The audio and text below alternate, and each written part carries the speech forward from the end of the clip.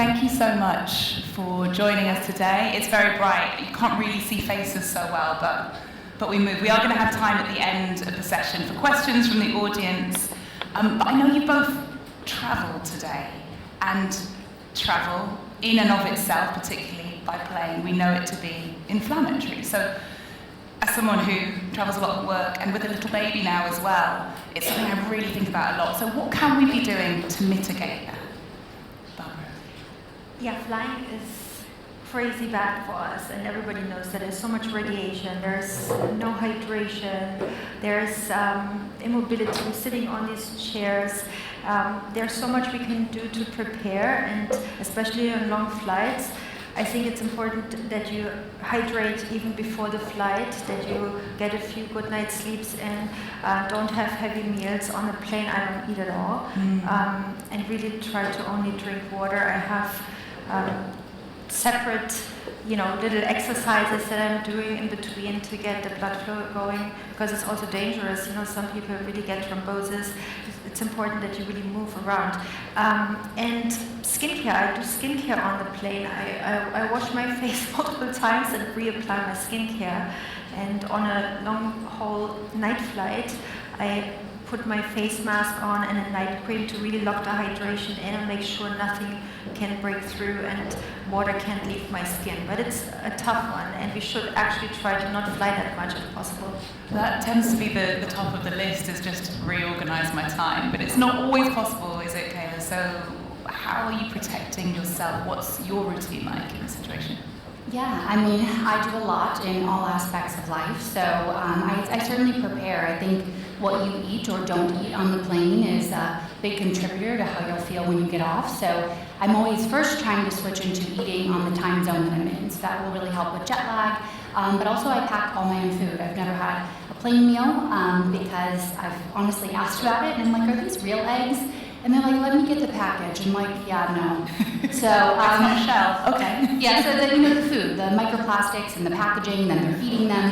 So many reasons just to pack your own food, be prepared. I bring specific supplementation. So let's say I'm doing a long haul flight like this one, I pack something called cortisol manager. So I know that my stress levels are going to be increased a bit, so I'll supplement with that. I've even taken it as far as to wearing an EMF suit. So again, we have the radiation exposure on the plane, and so they actually sell little outfits that you can wear on the plane, so that's another option. And in general, just trying to rest as much as possible. I think before and after, hydration is so important, electrolytes, minerals, and as much as you can, minimizing that, and then also considering your entire load of radiation per year. So if you're a very frequent flyer, and then you're adding on, CT angiograms to look at your heart health, I think that's a big part of the conversation with a lot of optimization, is also thinking about how much exposure cumulatively that we're getting. So that's another thing that I do. Like you say, there's so much to consider. When it comes to inflammation, there's a lot to cover, from aging to fertility to skin, sleep, the gut. We'll get onto all of this, but first, for anyone who's not so familiar, what exactly do we mean when we say inflammation, Barbara? So inflammation is an immune response, and it's necessary because it fights viruses, bacteria, pollutants from outside, and we need to have it.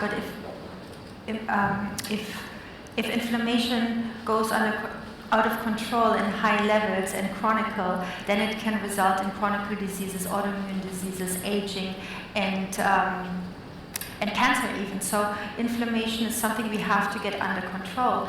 And I've been working with inflammation my entire medical career, and I started in the orthopedics, where we took anti-inflammatory proteins from the blood to re-inject into the joints to bring down inflammation and stop the aging process. So inflammation and aging go super close together. So what we learn is we have to get inflammation under control. And it's not just skincare, it's not just any product. It's really like a lifestyle, and it needs to be like distressing. It needs to be your diet. It needs to be your movement. It needs to be your breathing, your everything in every daily life. And this is just what we can switch around to minimize inflammation, get control of our health. Before we get to the point of high-level inflammation like you just described, how might someone know, Kayla, if they are inflamed? How is it showing up on the body? Yeah, I think there are self-report symptoms, right? So I believe brain fog, achy joints, fatigue can be a few of the general responses that you can feel, but also we can dive deeper, right? And we can look at labs, and that's one of my favorites. So one of the most accessible labs is HSCRP, or high sensitivity reactive protein. And this is kind of like a non-specific marker in the body, but it will give you a level of inflammation. If you want to drill down even further, you can look at levels of IL-6, TNF-alpha. You can also even really look at inflammation in the arteries. So inflammation can be impacting you in different ways. And we know that cardiovascular disease is the #1 killer of both men and women. Women actually tend to present differently with cardiovascular disease. We can talk about that later. But you can look at MPO, which is another marker of cardiovascular inflammation. So if you're feeling any of these symptoms, if you are super low energy, brain fog, even mood symptoms can potentially be an indicator, I think it would definitely be worth diving a little deeper, because I believe when you have the data, you can make an actionable and informed protocol that's specific to you. As someone who's been on a mission to extend your longevity through science-backed protocols, you know of having a pretty extensive daily routine. How much of that routine is centered around lowering inflammation? I think in one way or another, all of it. So, I mean, from going to bed early, we know that a few nights of poor sleep can increase your inflammation. It can send off this inflammatory cascade. It can also increase your hunger hormone ghrelin. It can also decrease your satiety hormone leptin, so you're more hungry and not getting the signal that you're full. So sleep is a definite one. Exercise. So when we exercise, I mentioned IL-6, which is this inflammatory marker. It's actually released, but it works in a positive way. So it's a very short burst, and then we have all these anti-inflammatory benefits from exercise. So exercise is definitely one. Red light therapy is something that I love that may help inflammation. Basically everything. My diet is all centered around anti-inflammatory foods. And when the body processes a food, so if you eat something incredibly dense in sugar or carbohydrates that then quickly metabolizes and you have a big blood sugar spike, that will invoke a level of inflammation. And if you do it one-off every now and then, no big deal. But the problem is that at least in the US, I have our stats in my brain, 60% of people have chronic disease, 40% of people have 2 chronic diseases, and only 7%, and this is a couple-year-old statistic, are metabolically healthy. So I think in general, diet also plays a massive role. You mentioned sleep there. As someone who's not slept for 11 months, I have a child. He's 11 months. What can we be doing when it feels like the odds are stacked against us, Barbara?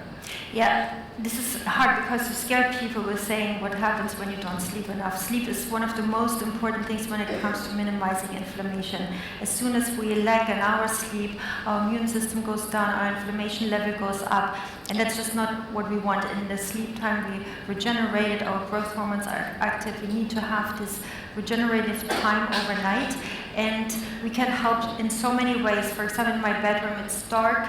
I don't have technical machines, there are no phone charging, nothing. There's a certain temperature, you have it a little lower, your temperature, and you maybe read before you're sleeping. Don't look at the phones, at the screens is another thing, because with the blue light we activate our day modus. And also for the skin thinks it's day, and skin needs so different tools during the day than throughout the night. In the night the skin is not protected because it's busy with reparation, and during the day it's in protection mode. So you mess up the rhythm, the daily rhythm or the circadian rhythm of the skin as well, and you don't get the full recovery of the skin nor of your body.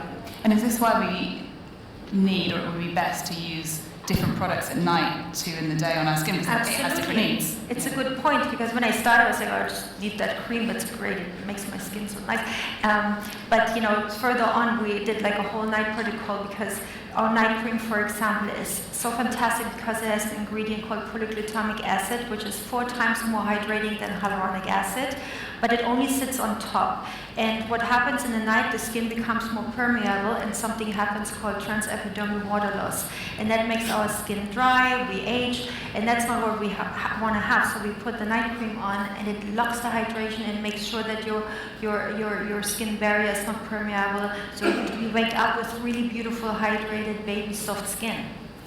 We talk about inflammaging. There's this conversation growing around this idea that low-grade chronic inflammation is the driver for almost every age-related disease. Mm-hmm. Are we talking about reversing this, or are we talking about slowing it down?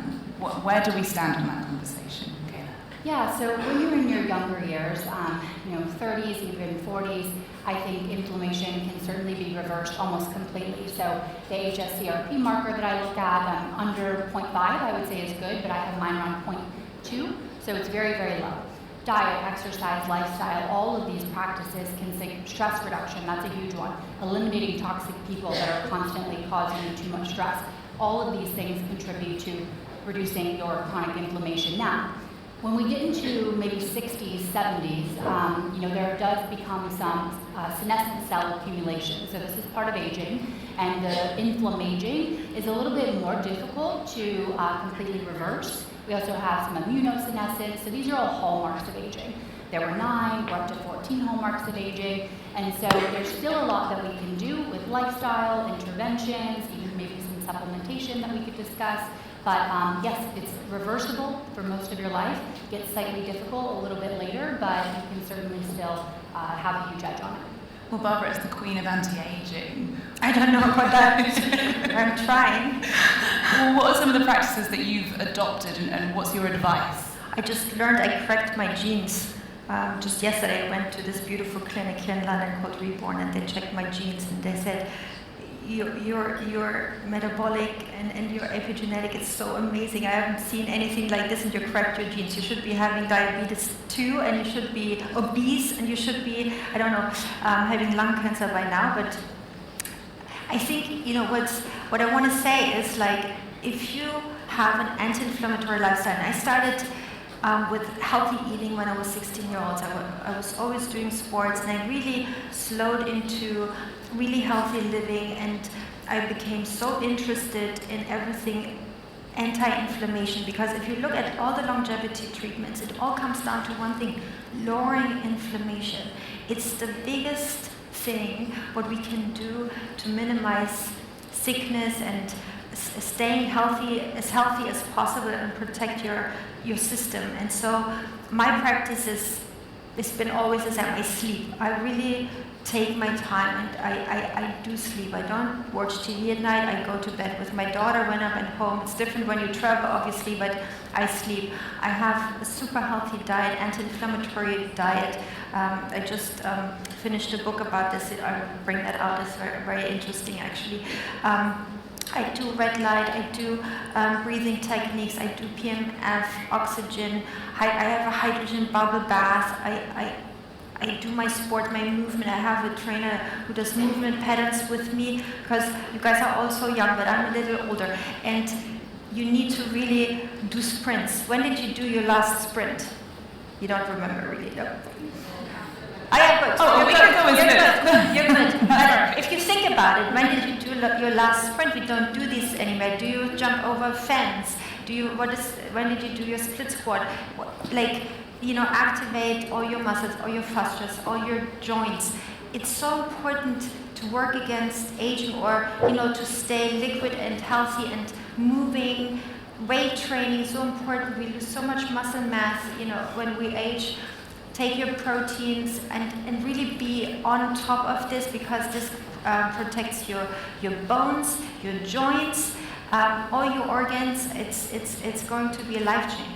Well, it's interesting that you mentioned sprinting, jumping over a fence, because a lot of people will say, okay, these protocols that you're describing, they're lengthy, they take up a lot of my time, my energy, my money, it's expensive, but does it have to be? But if you think about it, it's not really expensive. I mean, vegetable costs less than processed meat, right? Yeah. Breathing costs nothing. getting daylight in the morning, because now you don't need to have a red light bed, you can just take the early morning sun. And that is important for our skin, for our vitamin D production.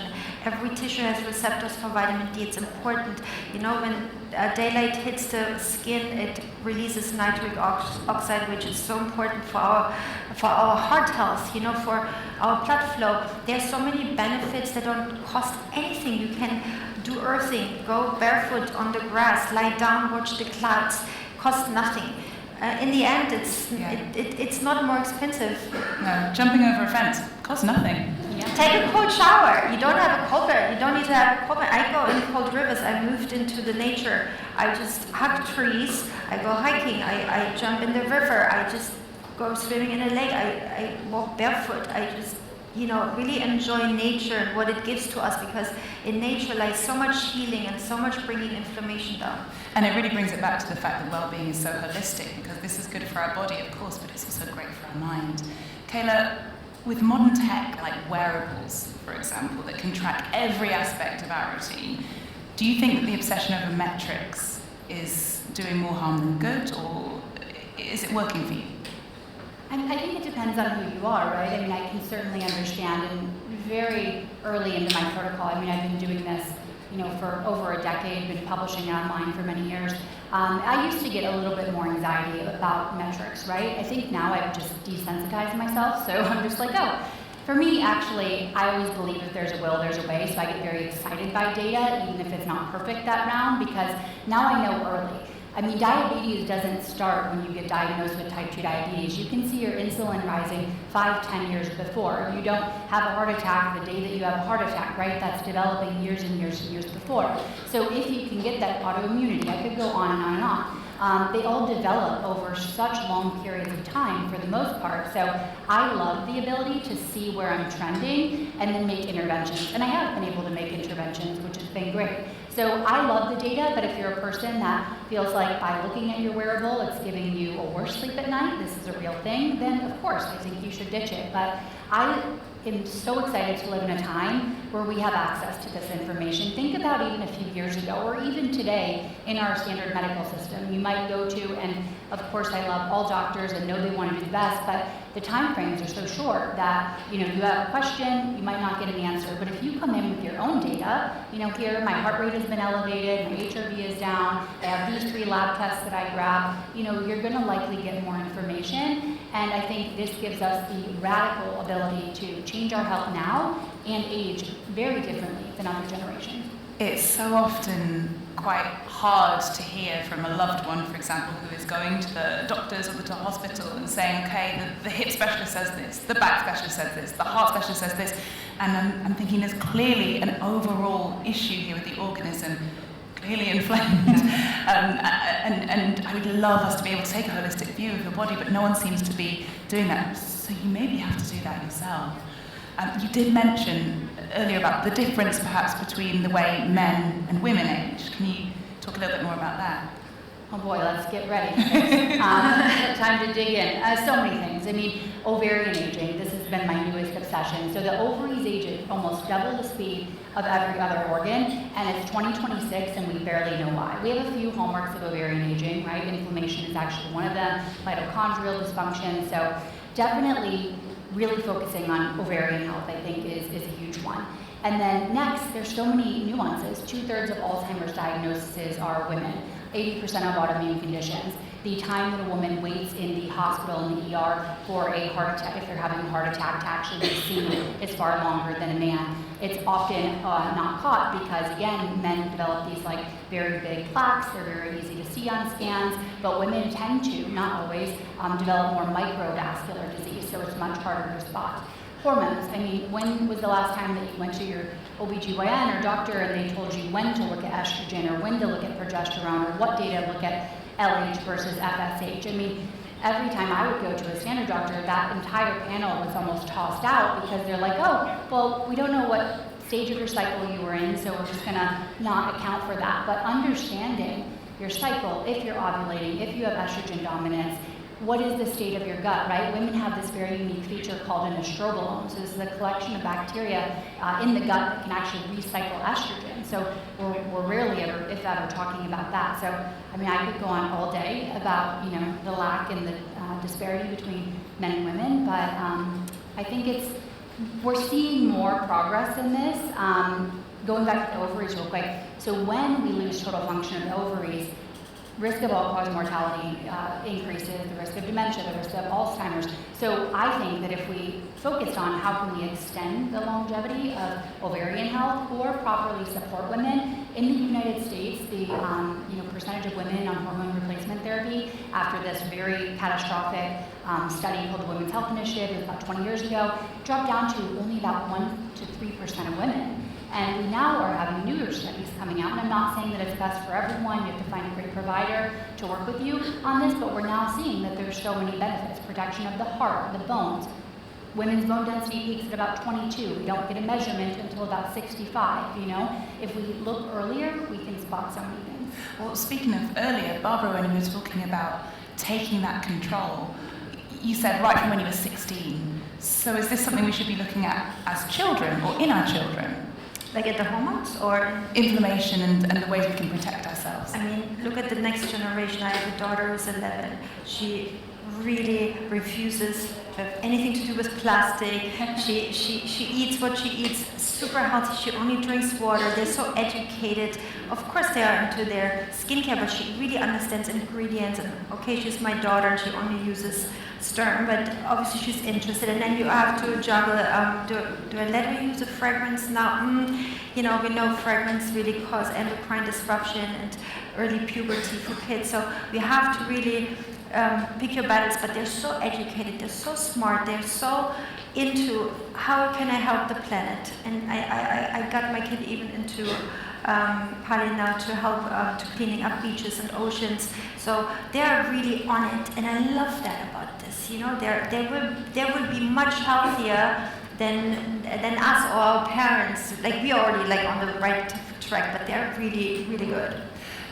Everything that Kayla just said about the difference in inflammation in men and women, but also how it's treated, has that fact, that disparity and inequality really, has that informed the direction of your research and the products that you've created, wanting to help women? Of course. Everything. First of all, I'm still rooted in orthopedic science, anti-inflammatory science, and this is where exosomes came from. So I've been working with exosomes literally since 20 years in the orthopedics, and actually when I created the PRP or the blood facial, the professor I was working with from Pittsburgh, he said to me, "It's so amazing what you're doing, but the future are exosomes."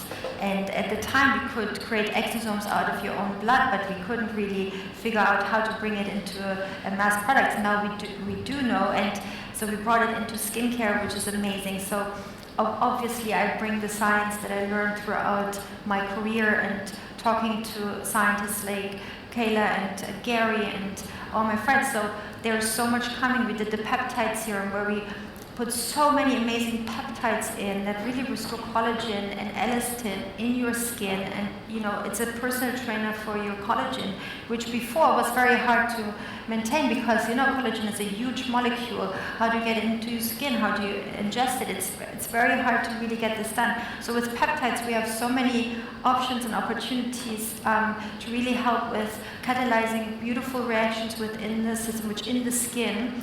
And yeah, it's something else I have been working on, also coming from science, that is coming out in September. I'm not allowed to talk about it, but you guys will love it. The results of our clinical, it's not clinical studies, so I'm a scientist, it's more like beauty clinical studies, but the results are amazing, they're insane, so I'm very excited about this. But you can't tell us anything. I can't, no, I can't, I get in trouble.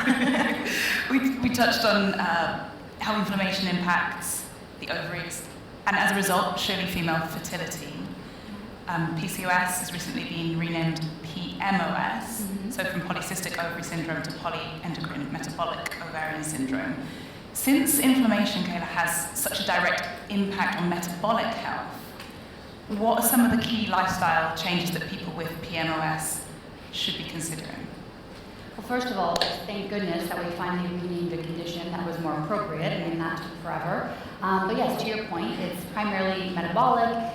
Increased inflammation can actually dysregulate your glucose. So it's almost like the inflammation is likely upstream and then the metabolic dysfunction is either side by side or with it. So I think a few things to immediately be thinking about is looking at, we can wear something like a CGM or do a glucose or an insulin, but working on reducing some of the blood sugar spikes throughout the day. Something as simple as taking a 3-minute walk or doing some air squats after a meal can actually reduce your glucose response. You can also just switch around the order of your food a bit. So you can have the protein and the healthy fats and the vegetables first, and then have the carbohydrates or the sweet at the end. So that can really help with metabolic health. And again, all the things that we've been talking about throughout this conversation, focusing on your sleep, focusing on stress. When you're stressed, your body mobilizes to increase your insulin and glucose. You have to be ready to run, but now we're in this world where we're constantly stressed by social media. I actually started doing a little test, and I got off social media completely, no phone on Sunday. I've never had higher HRVs, lower resting heart rates than on Monday. I mean, it just skyrockets. And obviously I work on it and I have good numbers throughout the week, but I was just astounded. It's not just the blue light, it's also the entertainment factor and the stressful posts. So things of that nature, reducing stress, super important. So yeah, nutrition, focus on that, sleep, movement. So we talked about muscle. Muscle is a metabolic sink for glucose.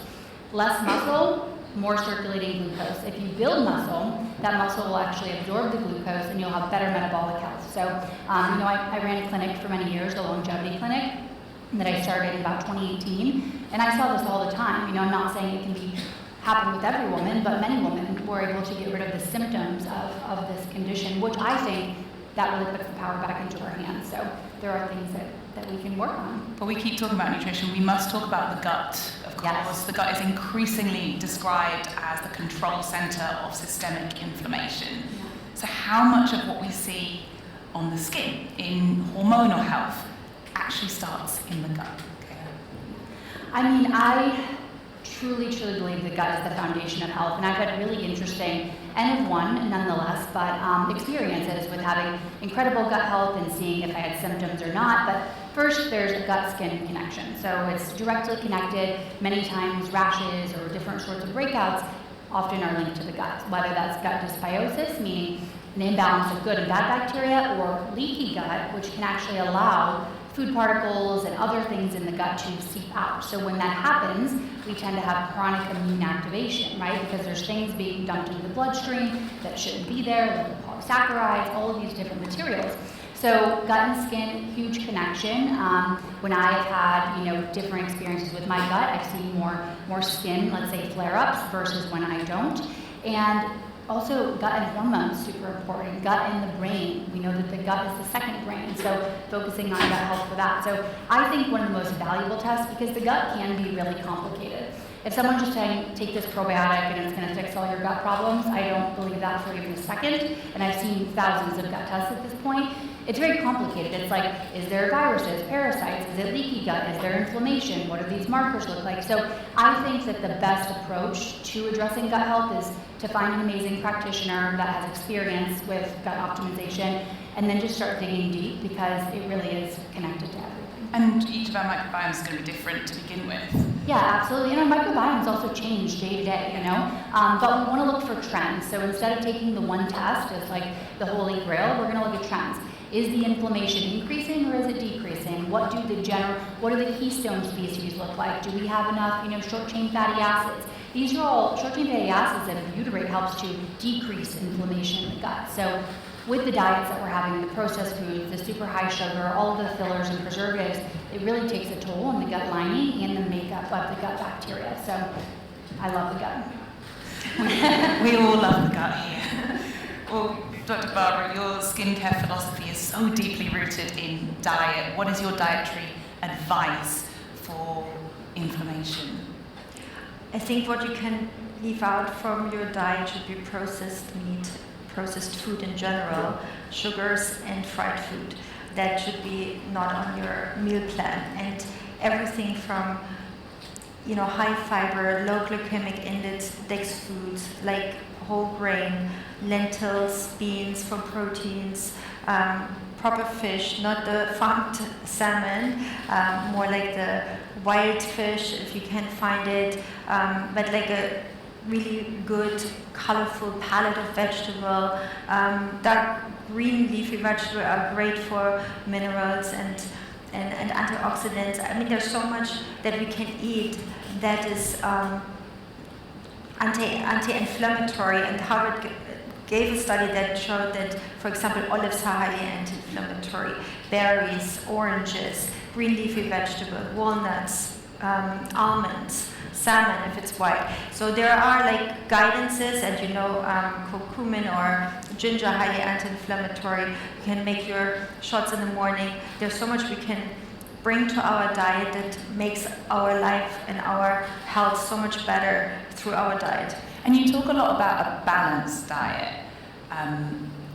There's a current trend of maxing, right? Of just doing loads of one thing, optimizing overall. Where do you stand on that? When it comes to diet, is it helpful to talk about one thing above all others when really it sounds like balance is key? Balance is key. I mean, I'm not saying I'm not having a dessert or not a glass of wine. This is crazy. You know, it's also happiness is anti-inflammatory. You need to really smooth into your healthy lifestyle. And once you understand it, you will love eating super healthy, and it becomes a habit, and all of a sudden you don't want to eat any unhealthy food anymore. So this what did you call it? Like doing something like crazy, yes or no, now I do it 100%. I don't think it's the right way, because that causes stress for you, and stress causes inflammation. Be easy about it. You know what you're doing, and have your wine or your fun evening and have a pizza, and you know, and most days you're good about your diet. I think we find often treating anything as black and white without the nuance, it's not very helpful. And if you fall off the wagon, for example, then the guilt wrapped up in that is not helpful to you either. You touched on supplements a little bit earlier, and we said we might return to them. Let's return to them, because there is currently a divide between people who believe that supplements and tools are the way towards longevity. And then we've been talking a lot on this stage today about the importance of getting back to basics as the fundamental, that's the priority. Where do you sit on this conversation? Yeah, well, I mean, I think anyone, if you've seen my content, I think we all know where I sit, so I'm definitely maxing in all the things. But I will say, I'm doing that as an experiment, right? I want to see what's possible. I have an ovarian age. I was the first woman to test that. I'm now implementing X intervention, retesting. So that's just to see what's possible, and because I genuinely, I'm obsessed with it. Like, I love it. Everyone says, it's just, your life's so boring. Don't you want to like have a glass of wine or do the pizza? And I'm like, well, first of all, I forgot what any of that tastes like, and because it's hyper-palated and engineered to make you want it, everyone's like, just have a bite. But I'm like, if I have a bite, it's going to taste amazing, and then I'm going to think about it later. So I just cut it out completely. But I love that. Like, it makes me so happy. That is not probably the case for most people. So I think you have to find where your balance is. I also think, as it relates to supplements, I just can't get over, there are not one-size-fits-all supplements for people. You should be testing, you should be taking a very personalized approach, because just because an influencer is selling you something online, I mean, I think there's probably 3 supplements that would benefit most people. Vitamin D, if you're deficient, I would say magnesium, considering most people are deficient, and a high-quality omega-3. There's a lot of data on being very anti-inflammatory. Of course, you want to store it in the fridge. We know all the posts going around about it being rancid and oxidized. Store it in the fridge, get a high quality. But I think those 3 supplements are likely good for just about everyone. Outside of that, it's like, what is your health system telling you? You can do something called a micronutrient test. I guess I'm veering back into maximal, but you can do a micronutrient test, and it'll tell you exactly what you need. So you don't have to guess. It'll tell you your vitamins and minerals, and then you target that. Because if we do want to sustain health, vibrant health for a long time, I think we do need to be making sure we have adequate amounts of what we need, but of course not too much either. And peptides, for anyone who might be curious about experimenting, what would you say to them? Sure. So I've been doing peptides for about 8 years, maybe more, but I will say I've only ever gotten them prescribed by a doctor, and they've only ever been compounded in an appropriate facility that's approved with the right sterility checks. I think peptides, I mean, come on, the most common one is changing people's lives every single day, right? There's not a guest that comes on my podcast. I interview only medical doctors and researchers that don't talk about benefits, longevity benefits, from heart health, obviously, to blood sugar, etc., of GLP-1s, being at a healthy weight, very important. But I do have a lot of concerns around this gray-black market peptide industry. I cannot stress enough, I think it's very dangerous to just take something that you've purchased offline, no sterility checks. You could be injecting heavy metals, bacteria. I mean, I've heard of people that I know having, anaphylaxis, having to be rushed to the hospital. So when we inject things, we're also bypassing our gut completely, so there's lots less filtering that's available to you. So I would say, I think they're interesting. If you want to talk, I've tried MOTS-C, so that's like a more mitochondrial peptide. There's SS31. So I think that your doctor should be talking to you about what's your goal. If you're laying on 10 peptides at a time, and look, I used to do this. When I was at the clinic all day and I just had unlimited access to the IVs, I probably had enough NAD for a small community. I spent my entire day in the hyperbaric chamber. My husband and I's first date was in there, so I get it. But I also sent him 7 labs prior to our first date, so I think that's the future of dating, but that definitely be on the maximum side. He was in and we got married 4 months later, so it worked. But I took 6 peptides at the same time and I got a crazy allergy. And they were all great peptides, so I don't go on the gray market, but I was like, okay, I have to stop this right now. And I got super sick from an NAD plus infusion. And so you have to really check this out and see what you actually need. Yeah. And the question is, you have to have the question, so what are you taking this for? Did you do a mitochondrial test or an oxidative stress test? Is this something that you need? Then you have to start, there's very specific sequences to do peptides. So let's just say you jump into something like a MOTS-C. That can be like you're driving an old car and you're slamming on the gas pedal. Your mitochondria might not be ready to actually absorb that. So you might have to start with another peptide first to kind of build the system, then you layer on the more advanced things. BBC, I've tried that. Personally, I've had good results for what it is. And I think the future is very bright with peptides. I think they can be really helpful to a lot of people that are suffering, but I think we need more clinical research. You need a doctor that is really going to give you good guidance, because dumping a whole bunch of stuff in at once is likely not the best option. Well, Barbara, saying that you got sick on layering 6, do you think you know why that might have been? I just reacted to probably one of them, but I had to figure out which one it was that I could eliminate then. But your body reacts, and it's what you said, like you're shooting something in your system. We really have to think, where does it come from? What is it doing? Everything great can also potentially cause something bad. And this is something we just have to have in mind with everything we're doing in the longevity, anti-aging world. Whether it's growth hormones or whatever we take, because it can also trigger the one thing we don't want it to trigger. Do you anticipate any health issues surfacing in the future with overuse of GLP-1s? I have to say I'm quite scared, because I'm scared in a way that, I always say don't mess with your pancreatic enzymes. And there are not long-term studies out there yet. I think it's a fantastic peptide to help with obesity, because there's so many more problems coming from that than taking this peptide. So I think, where's an indication, I would say, yes, go for it. And everybody who doesn't have the right indication, I would just wait and see probably, when you're in a particular age and you have dementia in your family, probably I would do it. I think we just have to figure it out. Yeah, may I add to that? My concern around GLP-1s is if you're not exercising, I feel like they're just being doled out online on telemedicine.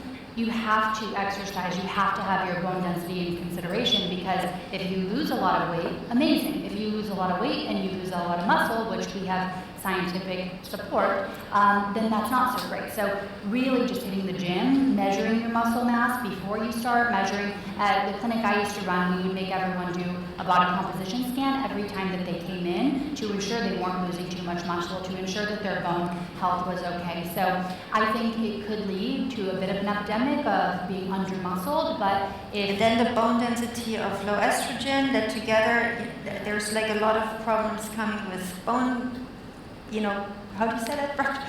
Traumas. Oh my God, I'm German, so my English sometimes is leaving me. But breaking a leg or something, much easier, much faster than it normally would. Between Max, a few more things, sorry. No, please, Karen, because I think this is fascinating and it's very, very timely, and we're seeing it, as you say, it can be so beneficial, but the misuse is the issue, and being uninformed, so as much information as possible is extremely useful. Okay, the last two things I'll say is in addition to, so obviously if you're on these medications, you're eating significantly less. We know that nutrient sufficiency, having enough nutrients, so when you're eating, it's not just food, it's information, right? You're getting your vitamins, minerals primarily from this food. So if you're not eating very much, you're likely not hitting your fiber requirements. I think about only 5% of people hit their fiber requirements per day. So really focusing on very nutrient-dense foods when you are eating. And then the last thing that I'll just say is we do know that this has a large mechanism on the gut, right? Very much so slowing motility. When you go through different life phases as a woman, your motility slows anyway due to hormone changes, but as a man or a woman, that slow motility is something to pay attention to. So regular bowel movements, at least once a day, that's normal and it's healthy, and that's how we detox and excrete a lot of these toxins that we're being exposed to everywhere in our environment. So watching bowel movements, the protein, the nutrient adequacy, all just really important.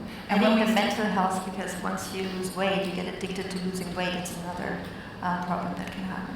That is a question of, on a societal level as well, as to what we're being told we need to look like, which is an aspect of this, but it's not. When I started in the anti-aging world, like over 25 years ago, the only proven really anti-aging recipe was calorie restriction. That was the thing about that was the conversation. Yeah, which I tried that on V1 of my protocol. Had a great medical team. They said, Kayla, implement this caloric restriction. I said, okay. I was already lean. And within a few months, I lost my cycle for the first time in my life. My thyroid significantly declined. They were going to put me on medication, and honestly, that's when I took a step back. I'm like, okay, if this gold standard longevity intervention is not working for me as a woman, then what else is not working? And it's not a one-size-fits-all. Even when you mentioned fiber there, we were talking in the last panel discussion about brain versus food. It matters where your fiber's coming from, because there are different types, and ideally from the leafy greens, for example, if we're talking about bowel movements.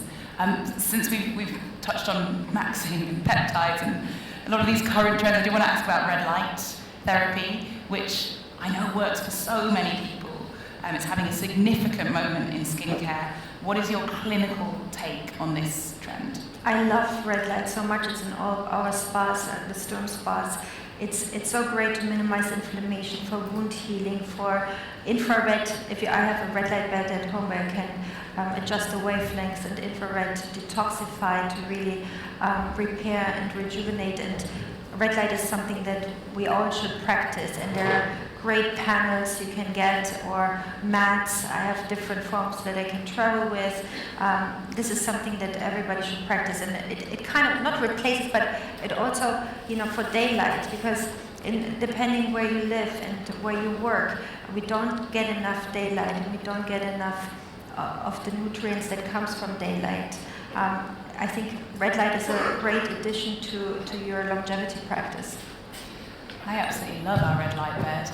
Not only for takes a lot of space. It's in the garage. It's not inside the house, so it's very cold to go out to it.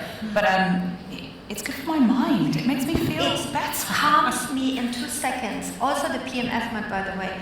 If I'm stressed, I go, my PMF mud 10 minutes, and then I go 20 minutes on my red light bed, and I'm like newborn. Yeah. It's so great, yeah. I do enjoy it, and I think when talking about the mind, because we must look at our organism as a whole. So that inflammation and our mental health, they are inextricably intertwined. We live in a city that is at times stressful. I think we can all agree. And when I leave the city, I feel that stress dissipate. So for those of us in this room who experience that, what advice would you give? Because lowering stress is so important. Go into nature. You're in London, but you have the most beautiful nature outside of London. I love it so much. It's great. Go into nature, walk barefoot, lie down and look at the trees, go for nice walks, go for a swim, go for a hike, get your heart rate up a little bit, play with your kids. I don't know, all these things for me are so amazing and healing. I moved into nature 5 years ago and really healed my mental health issues I had at the time, and I don't know where I would have been, where I would be today if I didn't have that surrounding. So this is my advice. And Kayla, how do you reduce stress? Yeah, well, I put a protocol in place for it, of course. So, I mean, all the things that Barbara just said, right, though that is what the protocol is made up of, but what I will say is, as a high-functioning woman who, I'm always like, oh, I'm not stressed, and then I would look at my Oura ring, and I'm like, okay, maybe I am. And so I put in 4 times per day, like building it into your schedule so it doesn't just go by the wayside, because it's such a kind of like elusive thing, right? It's not just doing the workout, it's like taking time. So first thing in the morning, I build in my time for prayer, breath work, meditation, and it logs me on my wearables in Restore. So I build in that 4 times per day. Once in the morning, once midday, so I don't have any meetings. It can look like breath work. It can also, I also moved into nature. So it can look like a walk in nature, spending time outside, getting a little bit of sun. So it can be simple things, but I think you should walk away from here and build that into your schedule, because it will force you to do it. Whereas if not, just kind of the day can get away from you. You're right. Yeah. Put it in your schedule. We have 15 minutes now for questions from the audience, and both Barbara and Kayla said to me before, we love questions from the audience, so we can get straight into them. Should we go over here? First of all, there's a microphone that's going to be going around the room. Yeah, perfect. Thank you very, very much. I really enjoyed that. So I'm a 41 years old woman. I've been really eating organic, and now I'm 41 and I would love to do a little bit of Botox or things like that, but I feel like it's not aligned with the organic life that I've been building until now. So just would like to have your opinion around those elements of wanting to focus on the beauty, the face, and those kind of elements, because I'm not really sure whether it's still anti-inflammatory or not. What do you think of the idea of having Botox, for example, and how does that fit in with what we're talking about in terms of anti-inflammatory living? Okay, that's a very good question, and I have to tell you, I love Botox.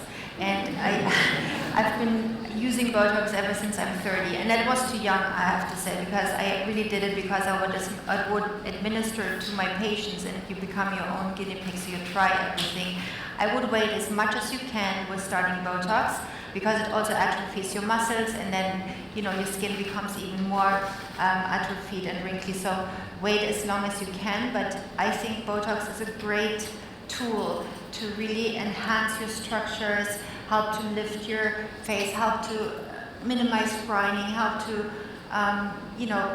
smoothen out the neck muscles, and it's so great. It lifts up your mood.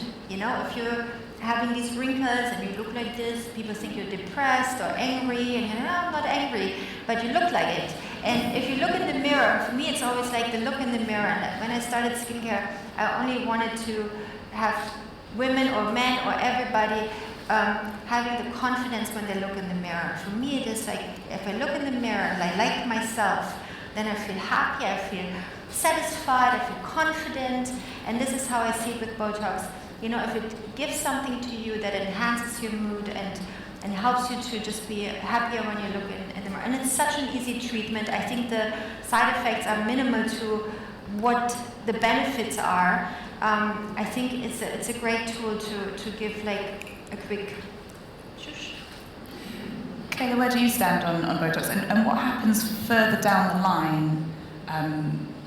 I've not had it, and I don't really know the long-term effects, but it sounds like there's some studies coming out. Well, I mean, Barbara would definitely be the expert on that, as she does all things skin. But from what I've done, I've done a pretty deep dive into Botox and longevity negative effects, and I have not yet really found some. There are some rare instances, but I think of anytime in terms of adding an elective toxin, I like to make sure my current toxic burden is low, because I have known a few women that have said they had bad side effects.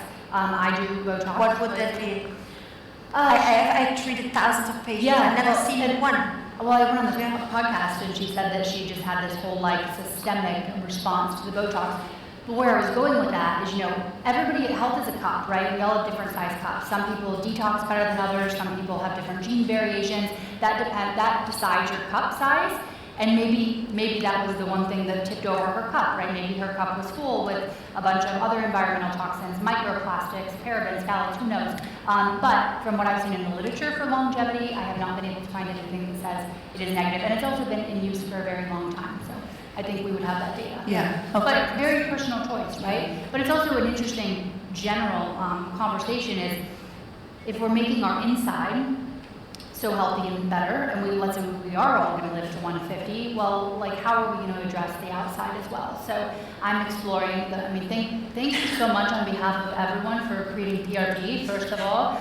I love that treatment. You know how many people laughed about me? I want to quickly say that because it was crazy. When I started doing that, other doctors were just like, oh my God, showing with the finger. It's like, what is she doing? Is she crazy? And like, you know, I hardly get like I didn't want the attention, but like articles and like, it was really mind-blowing. And then later, it became state of the art. What I want to say, if you have a great idea and you believe so strongly in it, it's always worth really pursuing and I had the scientists back me up. It was a great experience, and I'm actually happy that now everybody's using it, and it's great.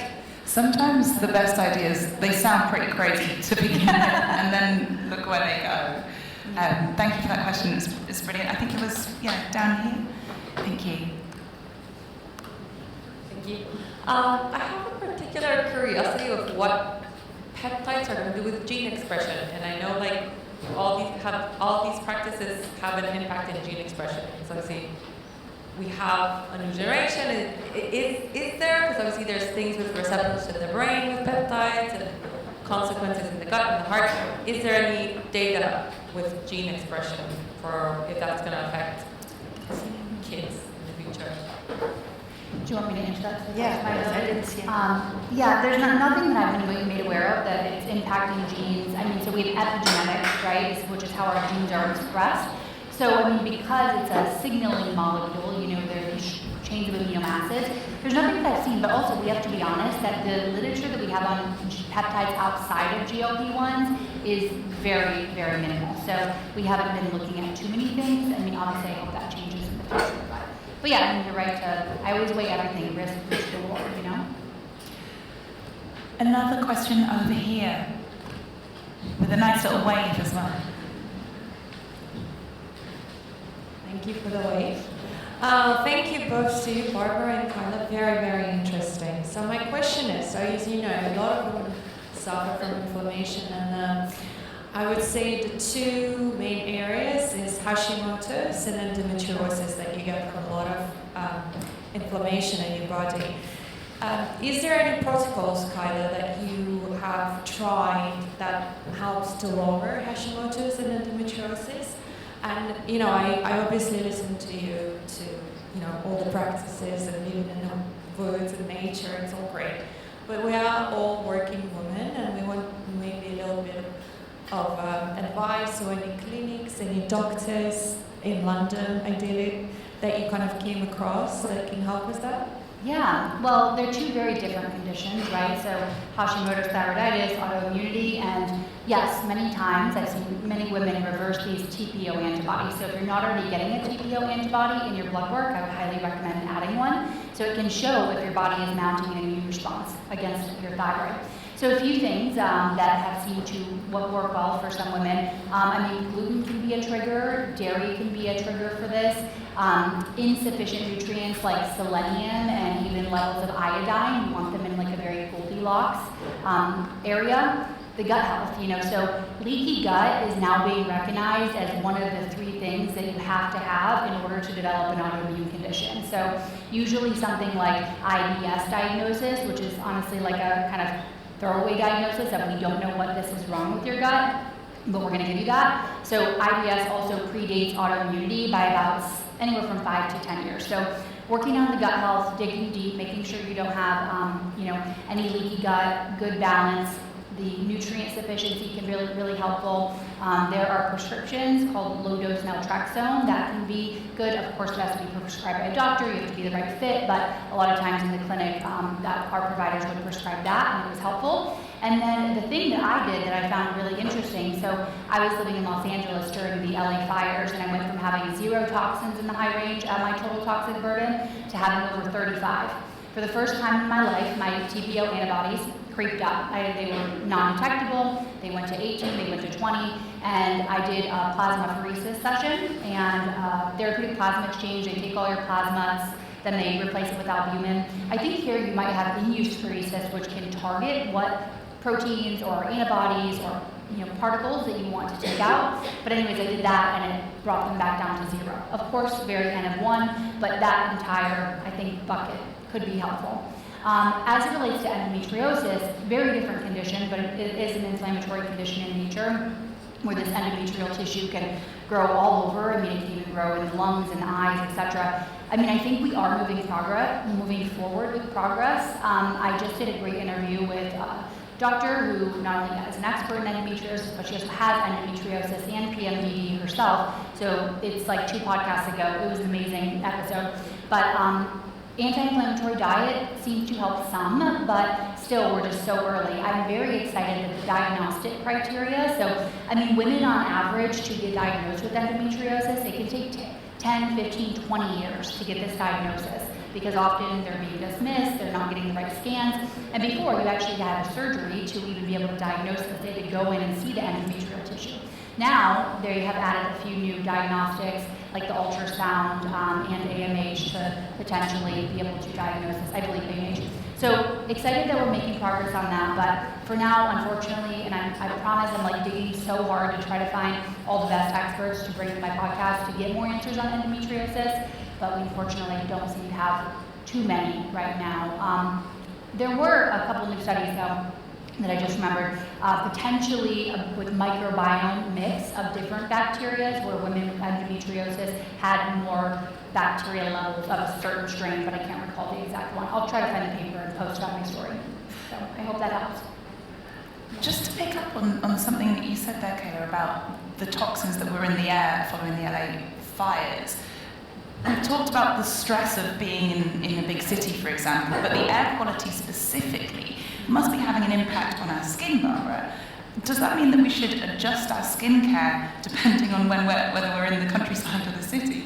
100% yes. I used to have something called anti-pollution drops because pollution can cause the same acne like hormones can produce, and these anti-pollution drops, they had polyphenols, they had like a shield that created on the skin to block out pollutions, because it's not just the sun, the UV radiation we want to block out when the sun is out, but we also want to block from pollution, and that is a big thing. We don't have it at the moment, we're reformulating it right now, but I think it's a big part of skincare, Yeah, we'll watch the space. Are there any more questions from the audience? That hand went straight up there. Can I also add about air pollution? So it's now been added to the Lancet's 14 list of modifiable factors for Alzheimer's air pollution. It's now on the list of modifiable factors for cardiovascular disease. So, I mean, of course, you don't need to take it as far as I do, but I have a monitor in every room in my house. They are like $50 or something each, and it'll tell you your levels of VOC, radon, PM 2.5. So at least optimizing the time, there's nothing we can do about the environment right now, right? Or when I travel, but if you optimize your home with a couple air filters, maybe some plants, opening the doors on a daily basis lets a lot of the fresh air in, it can be really helpful because the environment that we're in does make a big difference. It's good advice. Yes, let's take it. Kia ora. Slightly different question. How can we get significantly more funding into women's health research? Because most of these issues don't have the funding required to understand them. Best thoughts and ideas. It's come up a few times today, particularly when it comes to women's health and well-being, that society is not set up to support that. Yeah. What do you think of that? I wish I had a great answer. I mean, I think about less than 1% of funding in the U.S., federal funding, goes to women-specific conditions outside of oncology, so outside of breast cancer. I really wish I had a better answer to that. I mean, I'm friends with some incredible women that are doing their very best to raise very large sums of money for women's research. At the end of the day, I think that a lot of the companies, they want a product immediately, right? And because the research is so far behind, so women haven't been required to be included in research until 1993, and still 2/3 of all studies are on men, and even when they do hit the mark of including women, they often don't analyze the results for the women separately. So, because I think there's such a big gap in all the foundational research that needs to be done that doesn't equate to a big blockbuster drug or something of that nature, I'm just not sure. I mean, I personally do what I can. I mean, I find independent researchers with their own labs that are researching female health topics that I'm interested in, and I invest in them. So I think, you know, maybe we can all do a GoFundMe or something at some point, because I told her, I'm like, women want this stuff. If all the women donated $5, like, we could just get the information ourselves if we have to, because I don't think anyone, unfortunately, is coming Do it. to save us. GoFundMe. Yeah, we should. Let's do it. Yeah. Barbara, what do you think could or should be being done better for women? Oh, absolutely. I mean, there's so much more now than it used to be on menopause, for example, or in general, hormone regulation in women's health. When I went to medical school, that was just like a side topic on, so we didn't really learn much about menopause and perimenopause, and even the OBGYNs, they're not really educated unless you are like a specialist, because when you go to your OBGYN, they think you're crazy, you should be taking antidepressants, and you know, nobody really knows the symptoms about it. I think there is like such a huge space for women's health, and we could do so much to improve women's health with just, you know, the education of the doctors. If every doctor would know the basics and to take it seriously what we women go through, that would be a big, big help. And that was all we have time for, but I think it's a really perfect place to finish, because there's so much we can be doing, but always remembering the basics at the root of that. And we talked right at the beginning about the things that are free, that are going to help us live our lives better and avoid inflammation. And we're all going to go and jump over some fences, I think, tomorrow. So, Kayla and Barbara, thank you so much.